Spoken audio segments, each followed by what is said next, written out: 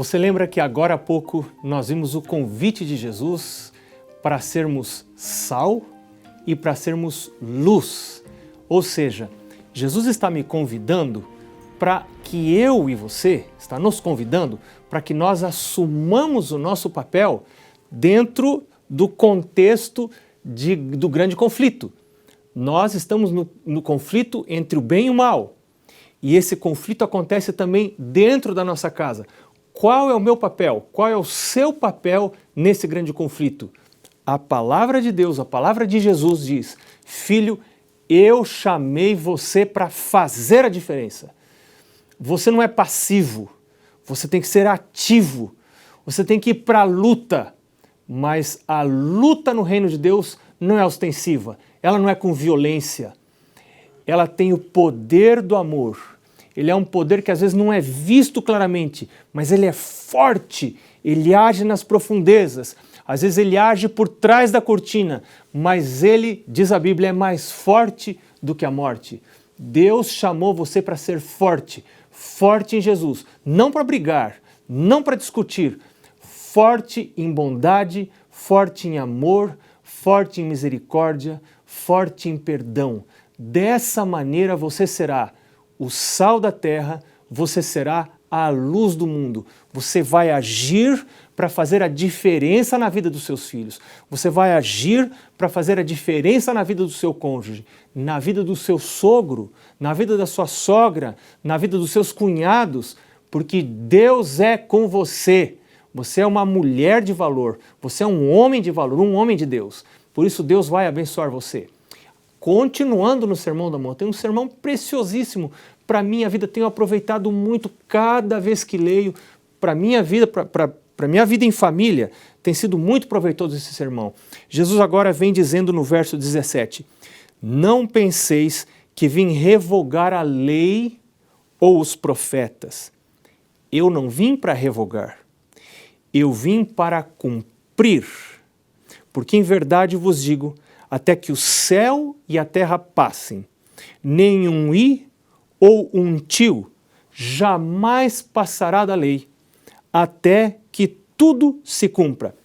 Esse cumprir, algumas pessoas têm compreendido mal. Algumas pessoas têm entendido que quando Jesus diz, eu vim para cumprir, eu vim para terminar. Está cumprido, agora eu não preciso mais guardar a lei, porque Jesus veio para cumprir a lei. Ele cumpriu e acabou. Não, se você olhar no original, você vai ver que a palavra que está lá no original é plero. Plero quer dizer tornar completo, fazer completo. Então Jesus está dizendo, eu não vim para revogar, para acabar com a lei, para tornar a lei nula, para tornar a lei desnecessária. Eu vim para cumprir. Porque até que o céu e a terra passem, nenhum i ou um tio da lei jamais passará até que tudo se cumpra. Como é a lei na sua casa? Como se considera a lei do Senhor na sua casa? E como se consideram as regras de convivência dentro da sua casa? A sua casa é uma casa permissiva, onde as regras são quebradas, os filhos desprezam os mandamentos dos pais e nada acontece, é como se fosse a casa da tia Joana ou da avó Joana, como dizem alguns, como diz o ditado popular. Se pode fazer o que se quer e ninguém diz nada, ninguém fala nada. Pior ainda, quando uma casa não tem regra, quando uma casa não tem lei, quando o casal no noivado não estabeleceu regras. Nosso Deus é um Deus de regras, de limites. Os limites é que provém liberdade para a nossa vida. Quando você não tem limites, você é escravo das suas tendências, você é escravo das suas inclinações. São as regras, são os mandamentos que colocam limites saudáveis para a nossa vida. E é por isso que Deus nos dá mandamentos. E esses mandamentos devem ser cumpridos em todos os detalhes. Sabe, tem algumas pessoas que têm muito medo do legalismo. Eu também tenho medo do legalismo. mas não compreendem o que é legalismo. Tem pessoas que têm medo do fanatismo, e eu também tenho medo do fanatismo, mas confundem fanatismo com zelo, são duas coisas diferentes. Fanatismo deve ser evitado, mas o zelo deve ser buscado. Lá no livro do Apocalipse, Deus diz: sê zeloso e arrepende-te. Então, se legalismo é tentar cumprir a lei do Senhor em todos os seus mínimos detalhes, se fanatismo é tentar cumprir a lei do Senhor em todos os seus mínimos detalhes, então eu pergunto para você, para não ser legalista, para não ser fanático, que pedaço da lei eu devo deixar de obedecer? Responde para mim. Claro que nenhum pedaço da lei eu devo deixar de obedecer. Jesus está dizendo: eu não vim para anular a lei, eu não vim revogar a lei, eu vim para cumprir. Nenhum i, nenhum tio, nenhum pedacinho, nenhuma letrinha da lei deve passar até que tudo se cumpra. E aí Jesus faz uma advertência no verso 19. Aquele, pois, que violar um destes mandamentos, posto que dos menores, e assim ensinar aos homens, será considerado mínimo no reino dos céus. Porém, aquele que os observar e ensinar, esse será considerado grande no reino dos céus. Eu agora quero falar com você que é pai, com você que é mãe, ou você que é tio ou tia, você que tem influência sobre uma criança, um adolescente ou um jovem. Eu creio que esta mensagem de Deus é para nós, porque eu tenho 2 filhas jovens em casa. Claro, já foram crianças, já foram adolescentes. Deus me dá um papel de educador.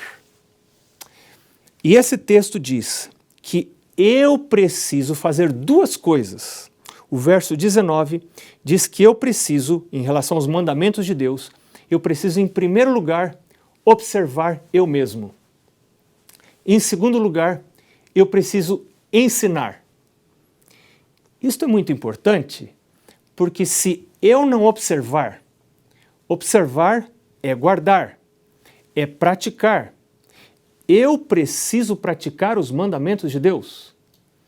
Por exemplo, se eu não quero que o meu filho ou a minha filha seja uma pessoa facilmente irritável, que grite, que perca a paciência, eu preciso ser uma pessoa mansa, ser uma pessoa bondosa. Tem gente que pensa que ser manso, ser bondoso é frouxidão, é permissividade. Não.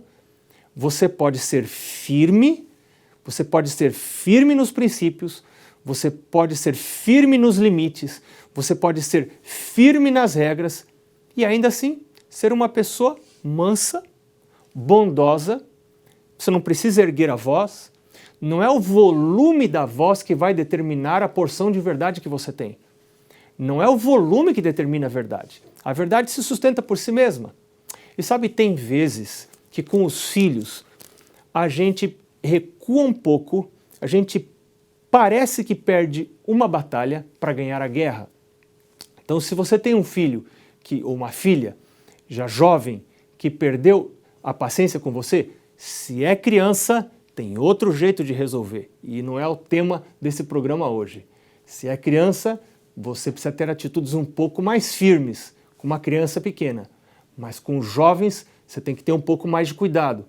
Talvez seja a hora de você recuar um pouquinho, ir para um lugar, orar para que Deus recomponha o seu espírito e depois, em outro momento, conversar, arrazoar. Mas voltando a falar no que Jesus está dizendo aqui, em primeiro lugar, eu preciso viver, eu preciso observar os mandamentos do Senhor, para depois poder ensinar. Qual é o melhor momento que eu tenho para ensinar as coisas na minha casa? Bom, se a gente pensar no ensino formal, é o momento do culto da família. No momento do culto da família é que acontece a educação religiosa na minha casa. A vida espiritual dos meus filhos vai depender do culto da família. E a lei do Senhor, a palavra de Deus, os mandamentos de Deus devem ter parte importante no culto da família. Agora imagina, se você desliga a televisão, eu não sei quantas horas de TV você assiste na sua casa, mas imagina se você faz um pacto com a sua família de olhar menos televisão para ter mais visão de Deus, da sua palavra, dos mandamentos de Deus. Que mudanças aconteceriam na sua casa? Que mudanças aconteceriam nos seus filhos? Filho de Deus, Jesus está chamando você para uma missão. Ser luz, ser sal e ser educador. Educador nos caminhos do Senhor, para a bênção da sua casa. Você é uma bênção. Siga nos caminhos de Deus. Nos vemos no próximo programa.